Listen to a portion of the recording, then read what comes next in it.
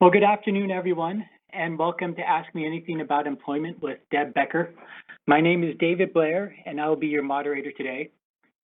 This webinar is not a presentation, but an interactive question and answer period.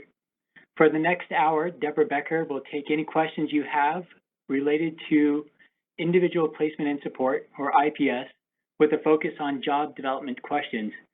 Deb is a research Senior Associate and Director of the International IPS Learning Community at the IPS Employment Center within Rockville Institute at WestStat. She has more than 33 years of experience developing, researching, training, and consulting on individual placement and support.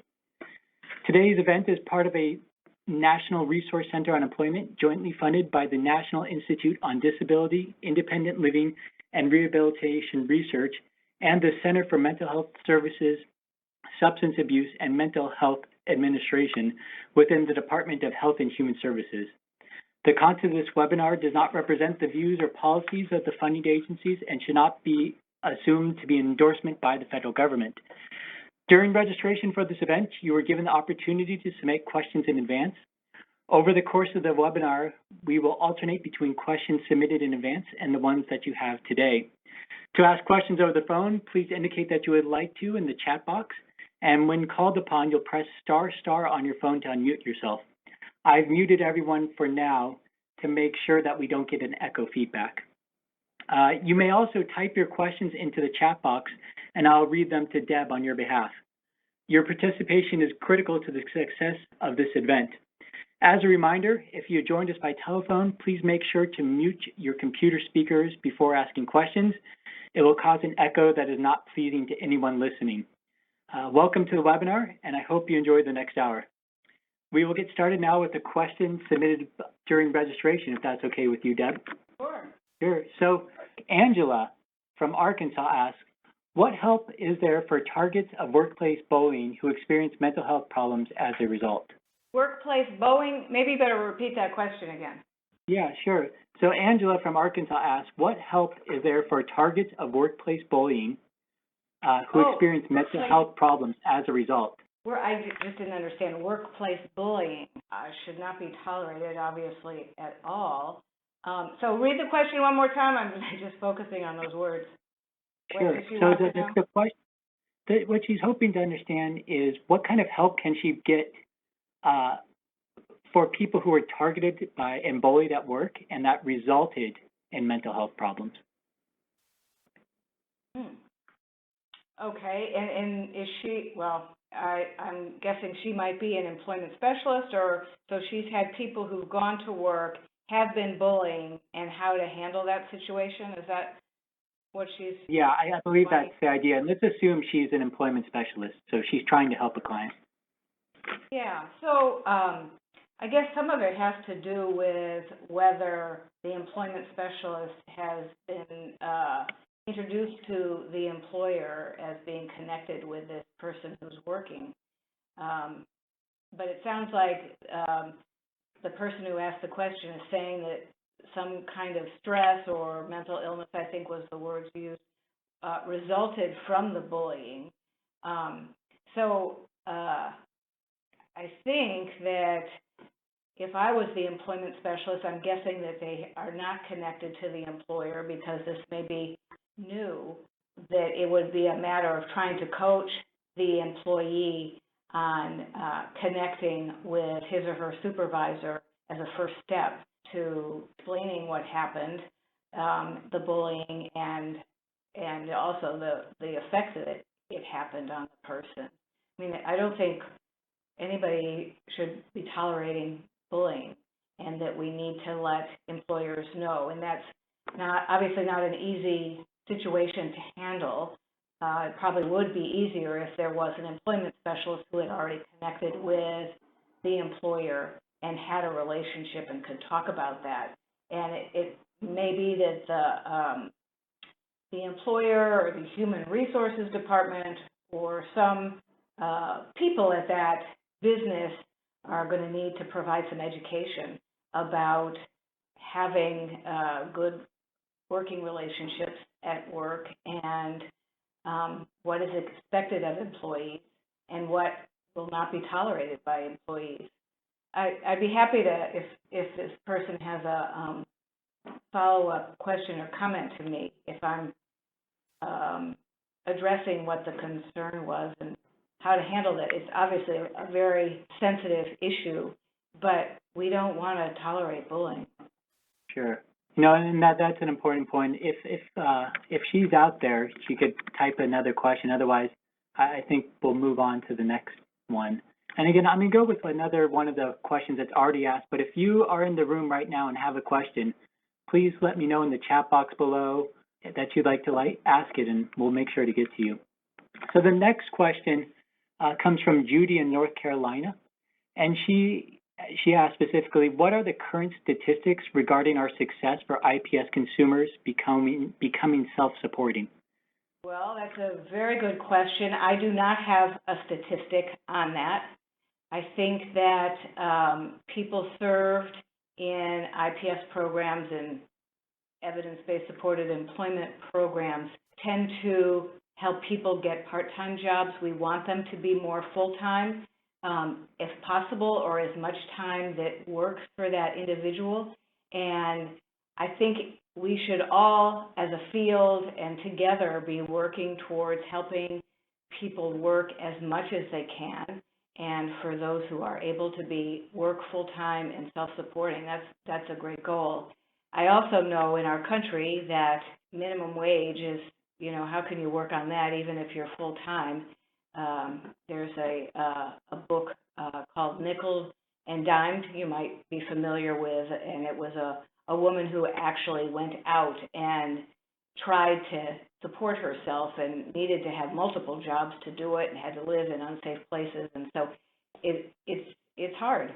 It's hard, but that certainly is, we want everyone to be able to live as independently as possible and self-supporting as possible. Following up on that, in your own experience that you've had, do you have a general idea, just anecdotally, the conversion to self-supporting?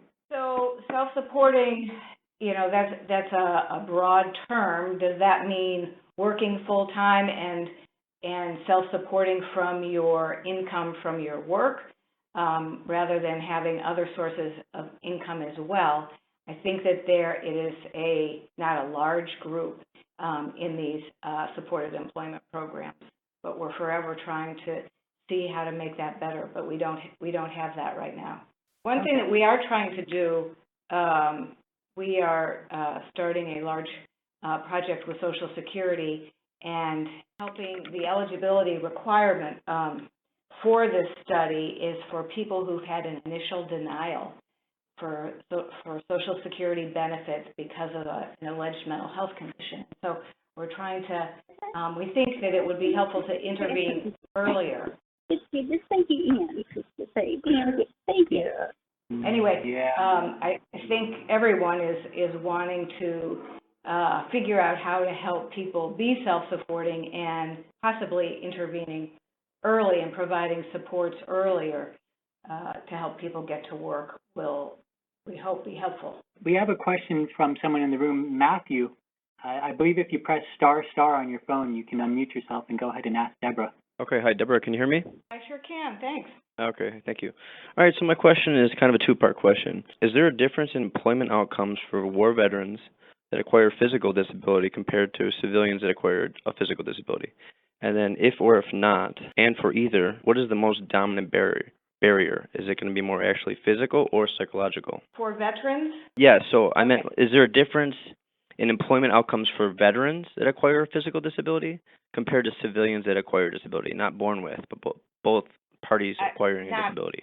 Civilians that are not veterans with physical disability. Is there different employment outcomes? Like, so for a veteran that gets out of service that acquires a physical disability due to service, as opposed to a civilian that just acquires a physical disability, say, due to a car accident, and then I don't have the answer to that question. I think that's a great question for someone in our Veterans Administration. Lori Davis would be a good person to ask about that, and I don't have Lori Davis's email address right now, but if you email me, I can get you connected with her, and I bet she would know Okay, could you answer my second question, perhaps, if you just take that first part right out? So basically, what's the more dominant barrier? Is it going to be physical or psychological when trying to, with a person with a physical disability? My area has been with people with psychiatric disabilities, and so while I was trained as a rehabilitation counselor, I can't give you a good answer on that one. But there's probably somebody out there who's has some kind of data on that. Okay. Thank you for your question. Thank you. No problem. Thank you. So James in the chat box asked, what motivates employers to take on the additional issues that comes with hiring individuals with mental health conditions? Well, I think a lot of employers, what their focus is on getting the job done, hiring employees who will work hard, be at work, and get the job done because they have the skills and the interest in doing it, which is higher, actually, for people who have mental illness than people who don't. So there could be extra things that are involved with that. There could be connecting with an employment specialist, which actually could be a support or not. But people who have mental illnesses are going to work, they're good employees, and have better attendance, actually, than people who don't. Thank you for that. Hopefully that answered your question, James.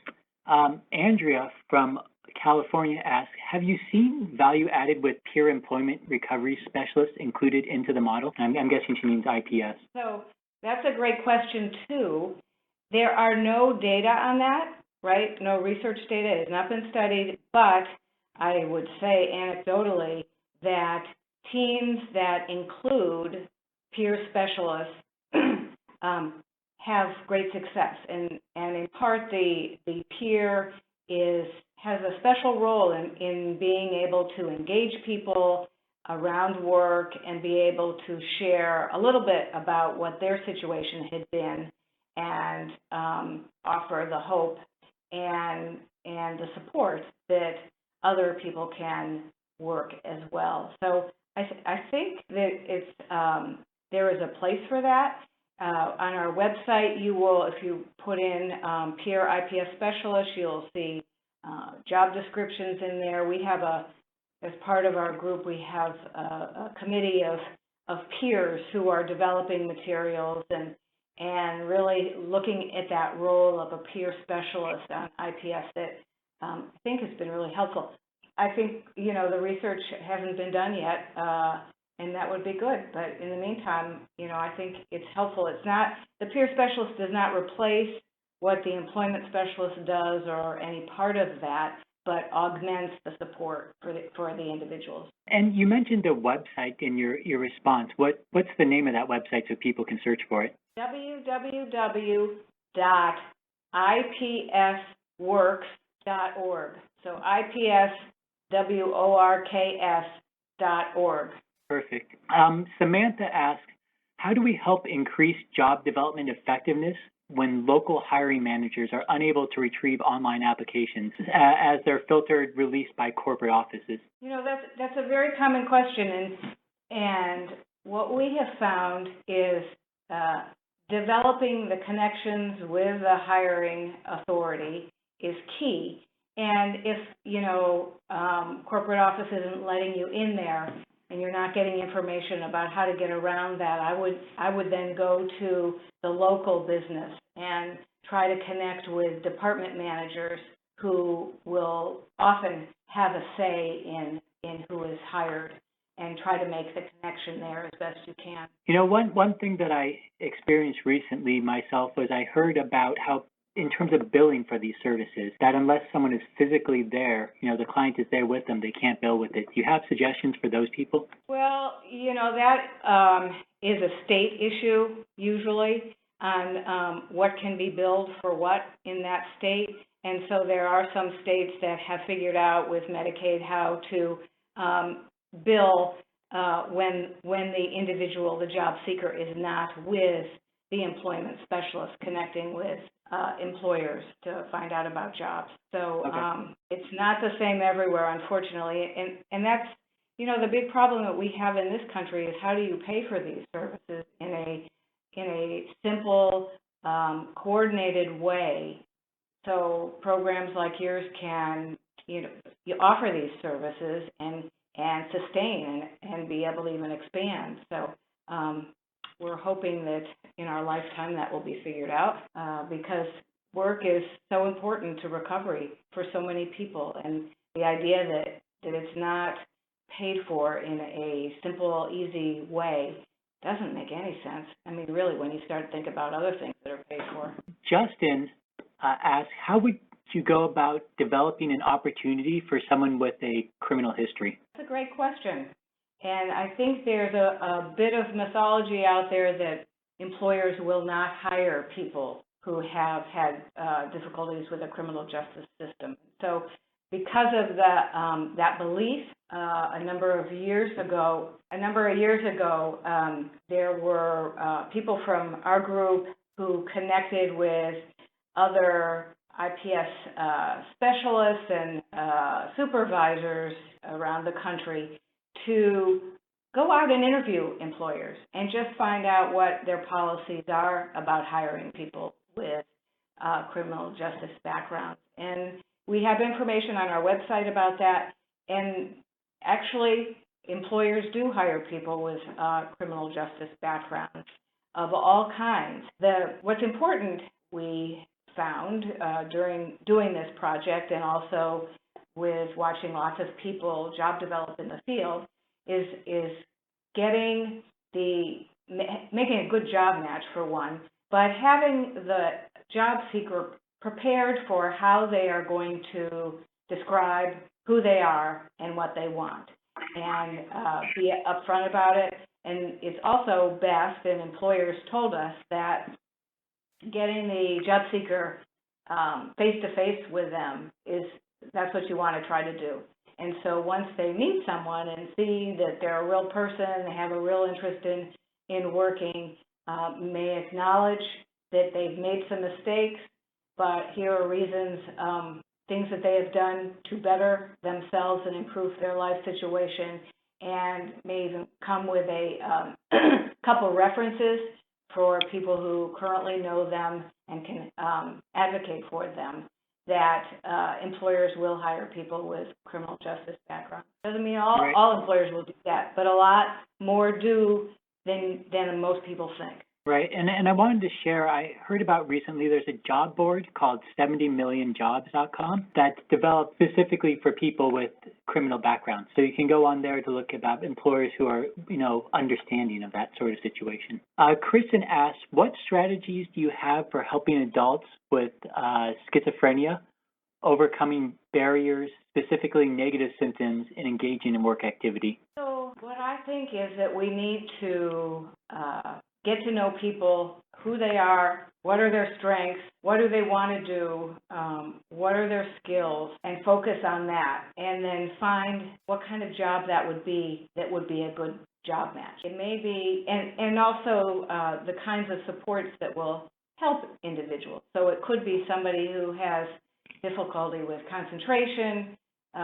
They could make a list of steps they need to complete to do their job. So I still focus on who the person is, what their strengths are, and trying to figure out where that job would be, what the job would be. And it may be for some people who have negative symptoms, some may not be the best job interviewees in the world, right?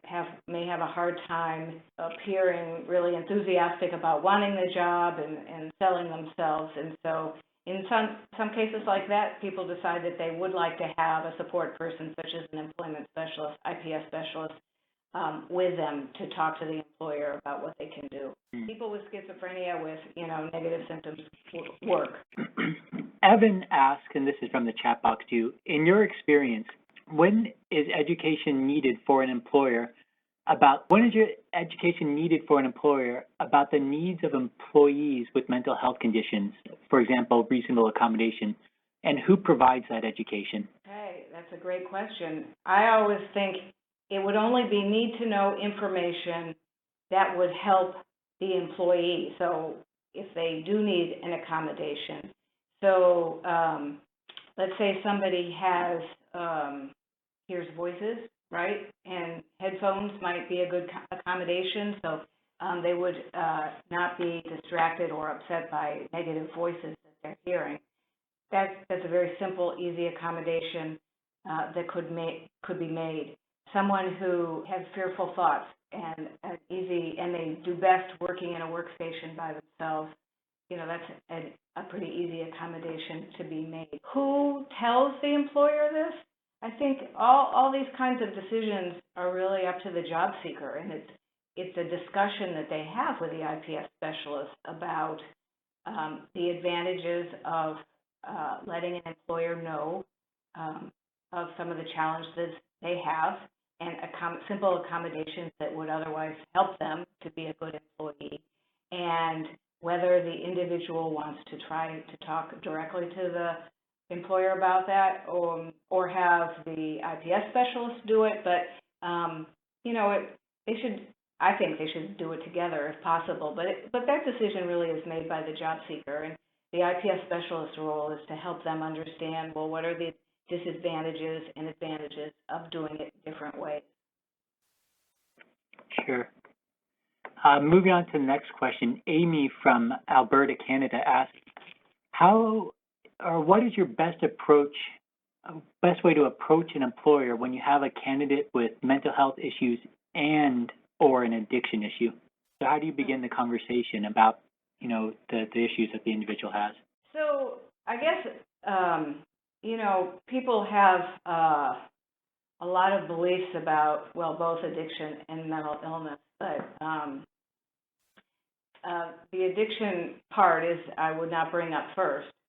And I always bring up first what the skills and talents are of the person, but if something is going to be obvious over time that may be related to a mental illness, it may be related to talking to voices, that kind of thing that is would be apparent, that would be something that you could explain to the employer that an individual does have this situation that hears things, and then we'll talk back to that. It sounds muttering, but this is not going to, be a problem probably, and this is how the person handles it the best, and then describe that.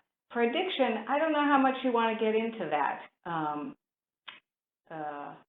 as a problem, and we want people to go to work. We're not, people aren't going to get excuses if they have trouble with alcohol and drugs and don't go to work. It's a problem. And so people need to understand that and try to figure out how they're going to be able to be a worker and what they're going to do about their use. Ferdinand asked, how do we best support people interested in a career job versus an entry-level transitional job using the IPS model?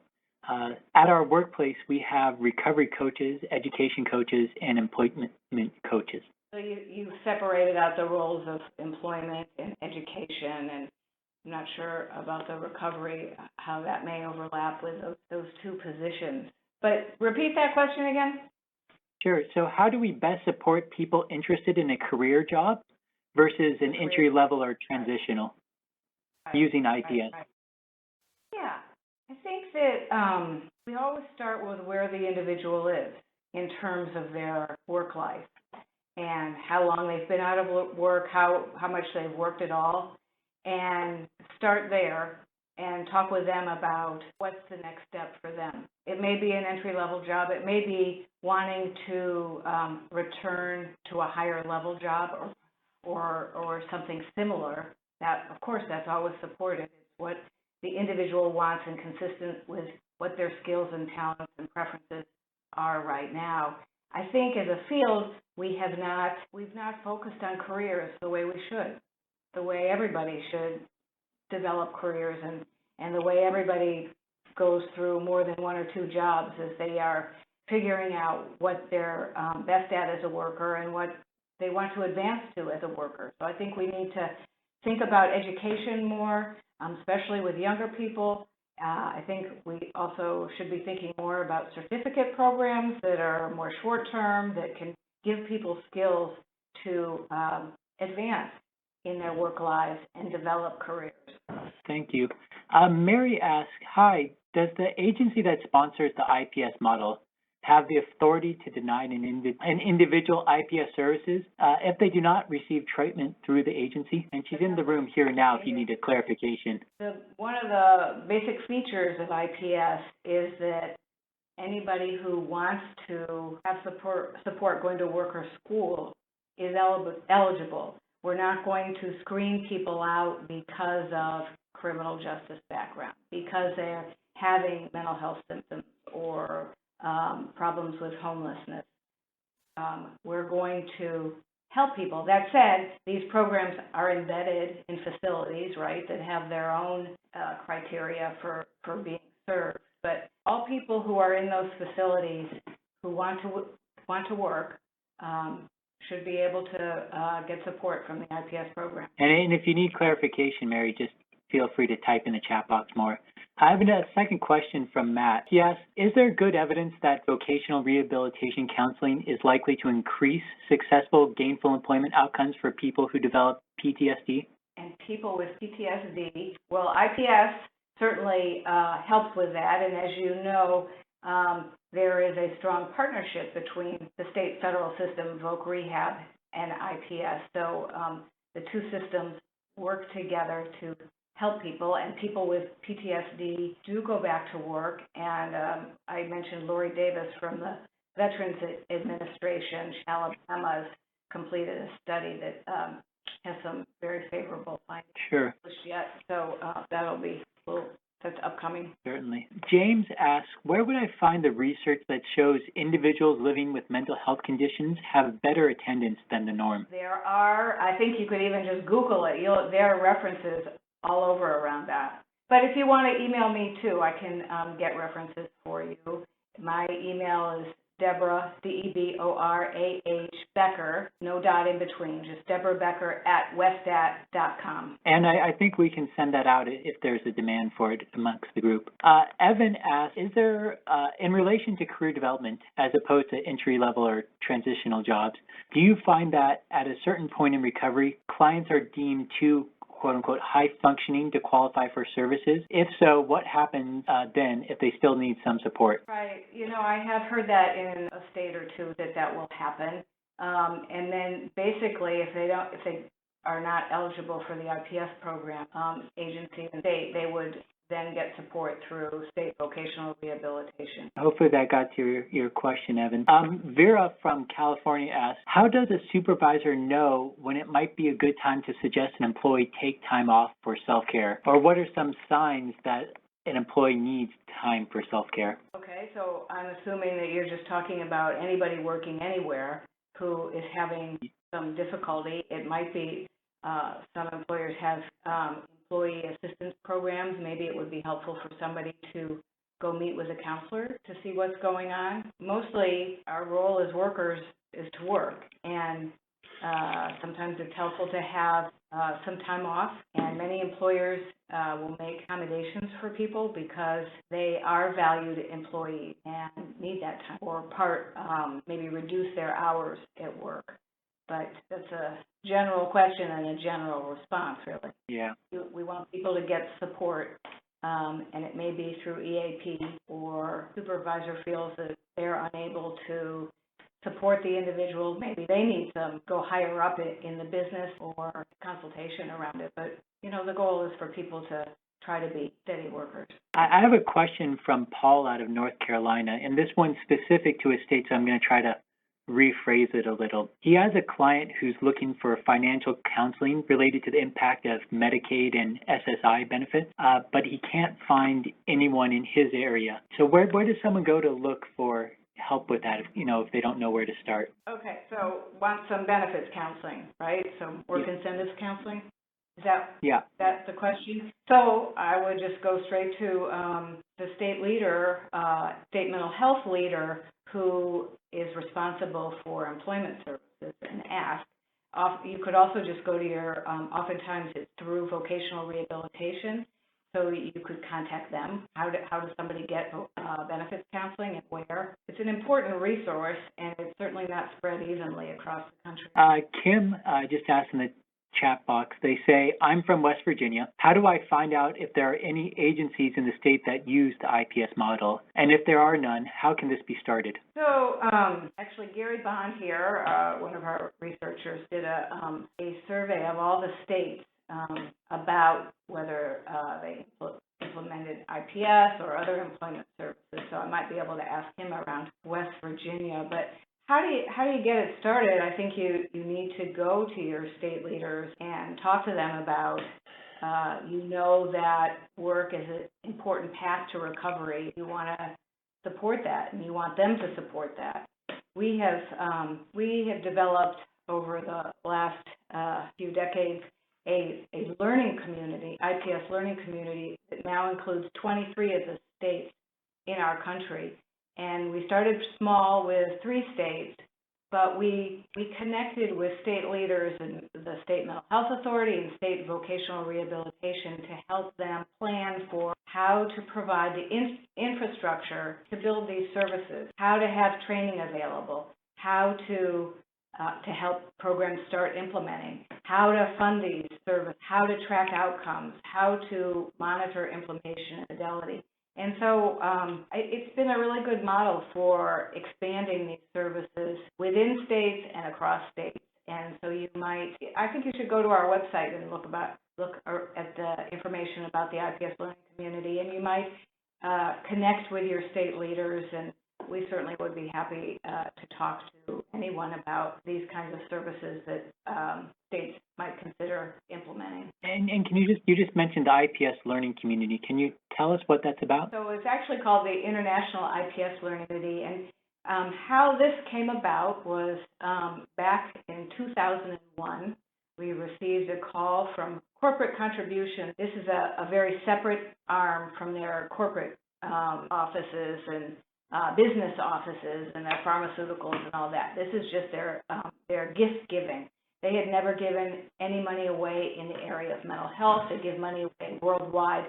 And so they decided they got steered in our direction from NAMI, National Alliance on Mental Illness, and National Institute of Mental Health. And the short story of this is that we developed a relationship where they wanted to support us connecting with state leaders to develop these services. And so while they no longer give us money anymore, it launched us. And we started with 3 states that just had 1 site in each state, and now there are over 300 sites that are from 23 states, and they all, once they've had a baseline interview, baseline fidelity review, they start reporting simple quarterly outcomes. And so they're all tied together through that, the reporting. They also can participate in training at reduced rates. We connect with the state leaders at a in-person annual meeting. We also have state-level conference calls throughout the year.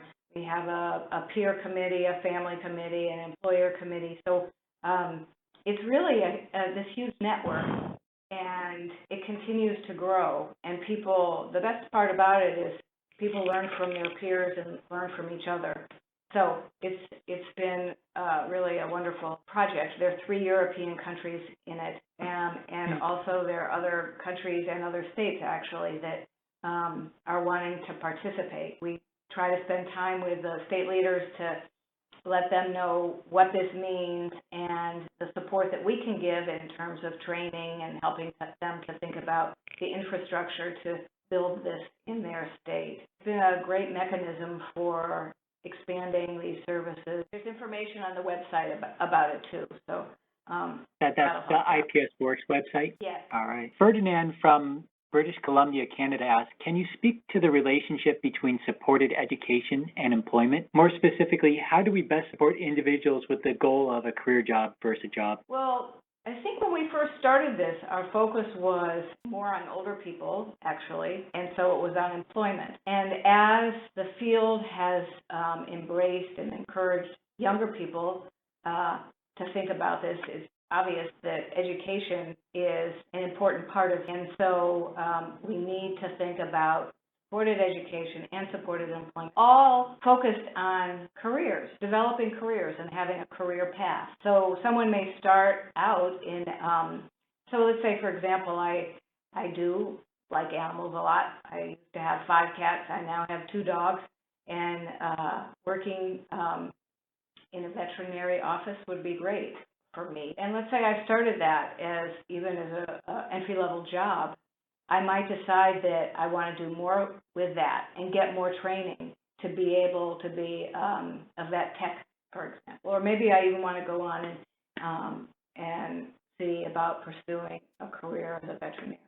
Those things, everybody should be able to think big like that, and think about what's it going to take to do that, and how do I need to access additional education, additional training in order to have a career path. Most of us did start with entry-level jobs. Some launched right into maybe high-level jobs, but a lot of us started with entry-level jobs. Santana asks, what recommendations do you have to encourage IPS providers to serve clients that are actively participating in treatment with another mental health provider? So that's tricky because this is really a team approach, and so you want your IPS specialist to be connecting with a team of providers that are helping the individual. So, you're talking about sort of how services are organized, and integrated services are always best services and have the best outcome. So as much as you can get IPS services within an agency, within a team or teams, that would be good. If you, let's say, are from a psych rehab agency that doesn't have mental health treatment, they still can coordinate services with a mental health agency that provides the mental health treatment. But as you can imagine, there's more involved to doing that. We want all providers to be face-to-face, to be connecting, sharing information, to provide coordinated care. And so, you can imagine it would be harder if people are from 2 different agencies. Yeah. Moving on to the next question. Gina asks, can you discuss the differences and similarities in the IPS model and the vocational rehabilitation model? It's a 3-parter. Do you have any specific suggestions on how they can better work together to assist clients? Do you think that the Voc Rehab programs should be more like the IPS model? Okay, so Voc Rehab, are we referring to the state federal system where there are VR offices in all our communities? Is that what we mean by Voc Rehab, that system where the counselors typically have very high caseloads, 150 to 200 people sometimes. They provide time-limited services. If that's what you mean. I said that is what she means. Okay, great. So in 23 states, that's how it's working now. When we were approached by the corporate giving, they said, you know how to do this, figure it out, and we'll help to support it. And so what we felt was that we wanted to develop something that would be sustainable, and so that is systems coordination. So, and that starts at the top. As you know, or maybe you don't know, but the VR counselors have a lot of independence and in how they provide services. And so, so it varies a lot in terms of how I think services are provided to different people. But we felt that by trying to get the 2 systems together, the mental health system knows how to work with people with serious mental illness, right? And that's in many largest VR population, and it's also the population that they have most difficulty helping to get jobs, right? But their services are more time limited, but the mental health side can provide the more long-term ongoing support as needed and wanted, right? So, it varies from state to state. Some states have figured this out and do a fabulous job. I can remember I got a call from one state mental health leader saying, how do we get involved in this learning community? And so we had this discussion, and I said, okay, and who's your state, VR partner? And she had no idea. She didn't even know what I was talking about. And right now, they have very coordinated services, integrated services, and it's in all their communities, and they figured it out. I mean, takes a lot of time and hard work. It doesn't work perfectly every time, but it can work well. It doesn't always work well, I understand that, but I guess our mission is to try to make it work better because we need different funding sources, right? And we need different services that can help provide the support over time. So just having this service paid by, mental health, it's not going to stay. It's going to be hard to keep it going a long time. So we need the financial support of the VR system, figuring out about Medicaid, how to do this. So we need partners. I'd be happy to field questions and comments through my email if you're in a state where you'd like to see that happen more. Sure, and Gina actually has a quick follow-up here. She writes, we are in North Carolina. If someone needs a Assertive Community Treatment Services Act, they're getting it through their vocational services on the ACT team. State vocational rehabilitation cannot provide any financial assistance or any services, for that matter, to the ACT clients. They make the client leave the ACT team to get access to the vocational rehabilitation funding. And she asks, have you seen this before? I have, but I tell you, when we work with states, we strongly encourage that they develop a steering committee at the top to look at how are we going to pay for these services, what's a barrier right now, having, different funding streams that then forces people to leave certain services to get other services is, are we really thinking of the people that we're serving here? Kristen has ACT teams are unable to utilize vocational rehabilitation services for vocational purposes, but are able to use vocational rehabilitation to support someone in pursuing education. Do you know if ACT teams can use VR for benefit counseling? I'm not an expert on that. I would hope so, but, I don't know. Is this a North Carolina person? Yes, she is. She is. Okay. Well, then you probably know Stacy Smith at the state, who knows a lot about ACT. She's at the Mental Health Authority, and she is a strong leader of IPS services in North Carolina. So she, and in North Carolina is in our learning community, so there is this partnership between the Mental Health Authority and VR. So I would contact her and ask her about it. Hopefully that answers her question. Shay writes, how do I tell my employer about my disability, as I feel it will take away my stress in performance? So hopefully how to tell about their experience so they can reduce their own stress. Sounds like you've thought about the pros and cons of letting your employer know that you have some challenges. I think you want to really think about, what you would tell your employer. What do they need to know?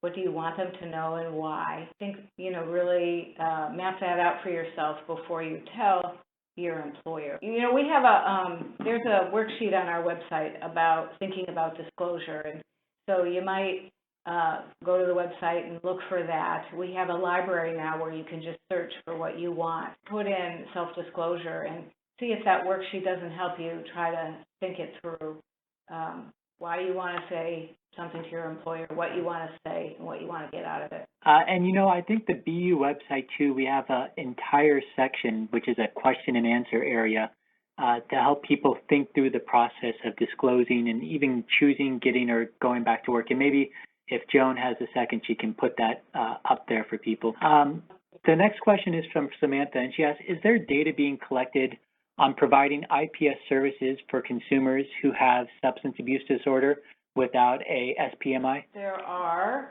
That is becoming a great topic of interest now, even at the federal level.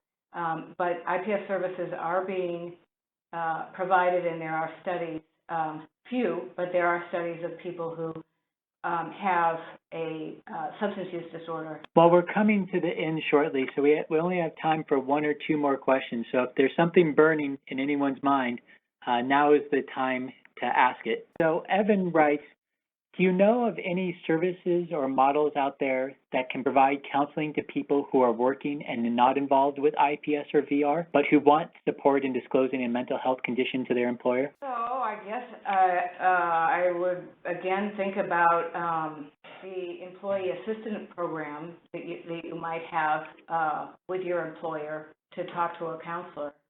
about that. If you don't have access to IPS, you're not a VR person, or, it sounds like you'd like to talk to somebody to discuss the benefits of that and the advantages and what might be disadvantages, so you can decide. Sure. And Samantha, also, if you email the center here, it's scirehab@bu.edu, we should be able to put you in touch with someone who can at least talk to you about something and hopefully point you to someone you can talk to.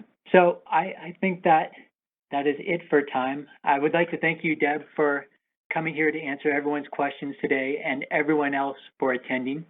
The next Ask Me Anything About Employment session, it was with Bob Drake on October 18th.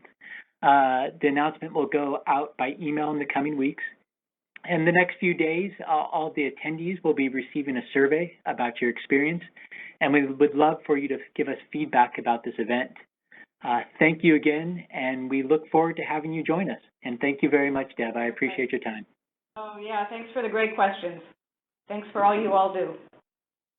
Yes, and thank you everyone for coming out. This has been fantastic. All right, have a great